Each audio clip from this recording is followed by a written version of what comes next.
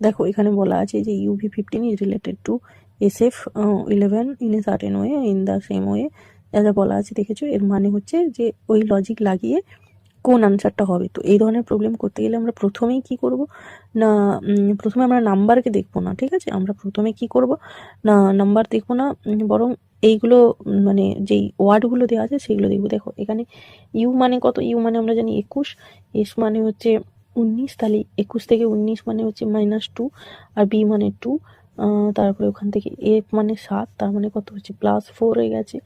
আবার এটার ক্ষেত্রে আইও থেকে হয়েছে GS, তাহলে আই এর মান কত 9, ওর মান কত 15, আর হচ্ছে জি এর মান কত, জি মানে হচ্ছে 7, আর এস মানে হচ্ছে 19। তাহলে একই লজিক লাগছে। দেখো এখানে 9 থেকে 7 গেছে -2, আর ও থেকে +4। সুতরাং যেটা তাহলে এখানে বলা আছে যে EL3 এর মান বের করতে হবে। EL3 এর মান বের করতে হলে কি করবো না, প্রথমটার সময় -2 করবো। -2 মানে কত 3, আর -2 মানে কত 5, এর মান 5, আর 3 মানে সিতে আসবে। আর এল সমান কত, এল সমান হচ্ছে 12, তার মানে হচ্ছে 16তে কত আছে পি হবে, পি। তাহলে এখানে একটি অপশান আছে CP1 আনসার হবে। বোঝা?